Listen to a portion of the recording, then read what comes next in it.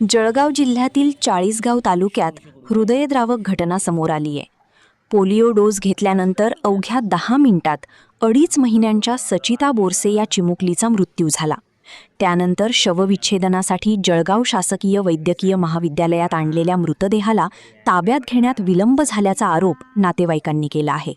त्यामुळे आजोबा तुळशीदास मराठे यांना रात्रभर नातीचा मृतदेह मांडीवर घेऊन शवविच्छेदन कक्षाबाहेर बसून राहावे लागले। या घटनेमुळे संताप व्यक्त होत असून चौकशी आणि दोषींवर कारवाईची मागणी होत आहे। काय घटना घडली होती नेमकी?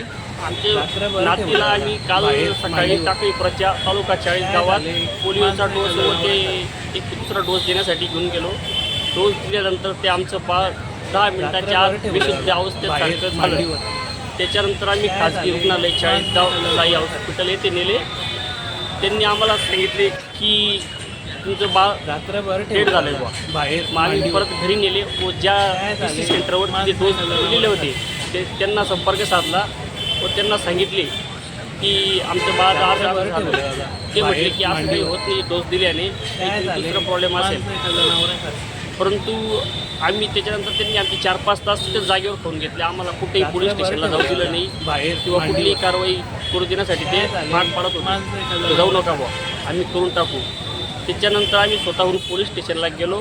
त्याच्यानंतर PI साहेब स्वतः आमच्यासोबत मांडीवर ट्रामा केअर सेंटर चाळीसगाव येथे आले। त्याच्यानंतर ही पुढची प्रोसेस आली व जळगाव येथे आम्ही रात्री 2च्या सुमारास आलो। परंतु जळगाववाल्यांनी माझ्या बाळाला कुठल्याही प्रकारची ट्रीटमेंट न देता आमच्या 9 वाजेपर्यंत आमच्या हातातच सकाळपर्यंत बाळ होते। इथं रात्रभर तुम्ही थांबून होतात बाळ मांडीवर? मांडीवर काय मागणी काय दादा आपली? मागणी फक्त आमच्या बाळाला न्याय मिळावा, त्याचा मृत्यू कसा झाला हे निष्पन्न व्हावं। जे त्याच्यात गुन्हेगार कठोर आहेत त्यांना कठोर कारवाई होण्यात यावी। आणि इथल्या काही लोकांवरही कारवाईची मागणी आहे आपली सिव्हिलची? इथल्या लोकांचं एकच होतं, यांनी काहीतरी म्हणजे त्याला पेटी वगैरे कुठं ठेवलं पाहिजे होतं, पण यांनी आमच्या बाळाला हात लावला नाही व आम्हाला सांगत होते की आम्हाला वरून दबाव आहे की बाळाला घेऊन नये बुवा।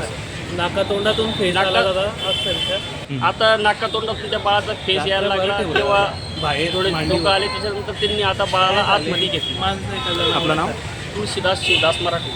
काय सांगाल? काल रात्री 2:30-3 वाजेच्या दरम्यान एक 40गावची बालिका या ठिकाणी आली, मृतदेह होता तिचा, मात्र शवविच्छेदनपूर्वी तिचा मृतदेह घेतला नाही म्हणून नातेवाईकांना मांडीवर रात्रभर मृतदेह घेऊन बसावं लागलं। काय कारण आहे सगळ्या पाठी? रात्रभर ठेवलं बाहेर मांडीवर। काय झाले? 2.5 वर्षाची बालिका आहे, तर मला वाटतं रात्री 12-1 वाजता बाहेर मांडीवर 3-3:30 वाजता ते काय झाले? पण ते जेव्हा आले तर तेव्हा आपल्याला त्या रात्रभर ठेवलं बाहेर मांडीवर। डेथ डिक्लेरेशन सर्टिफिकेट असं डिक्लेरेशन सर्टिफिकेट, त्याशिवाय आपण ती बॉडी आतमध्ये म्हणजे मॉर्चरीमध्ये ठेवू शकतो। रात्रभर ठेवलं बाहेर मांडीवर। तसेच काय झाले? आणि जेव्हा ही जी बॉडी आहे ही हद्दपार करून आली आहे, कारण की तालुका प्लेसला म्हणजे 40 गावला रात्रभर ठेवलं बाहेर मांडीवर। जळगावला पाठवण्यात आली आहे। काय झाले? ते हद्दपार केल्याचं सर्टिफिकेटला तर तेही कागदपत्र त्यांच्याकडे नव्हतं, तर त्यामुळे रात्रभर ठेवलं बाहेर मांडीवर। त्यांनी याबाबत नातेवाईकांना कळवलं डॉक्युमेंट्स लागतील, तर ते तुम्ही लवकरात लवकर अरेंज करा, तेव्हाच आपण ती बॉडी आतमध्ये घेऊ शकतो। रात्रभर ठेवलं पण मला बाहेर वाटतं मांडीवर। त्यांना जमवायला थोडा वेळ लागेल। झाले? डिक्लेरेशन सर्टिफिकेट नाही कदाचित, त्यामुळे ती बॉडी आतमध्ये घ्यायला रात्रभर ठेवलं पण बाहेर मांडीवर।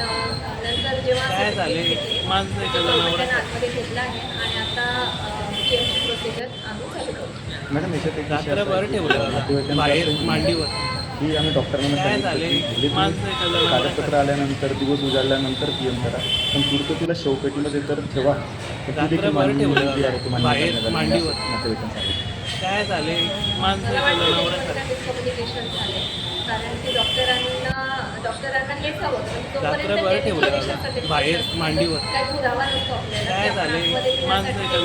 डॉक्युमेंट आहे, तर ते डॉक्युमेंट मिळतात त्यांनी म्हणजे आतमध्ये घेण्याची कार्यवाही। रात्रभर ठेवलं बाहेर मांडीवर। काय झाले?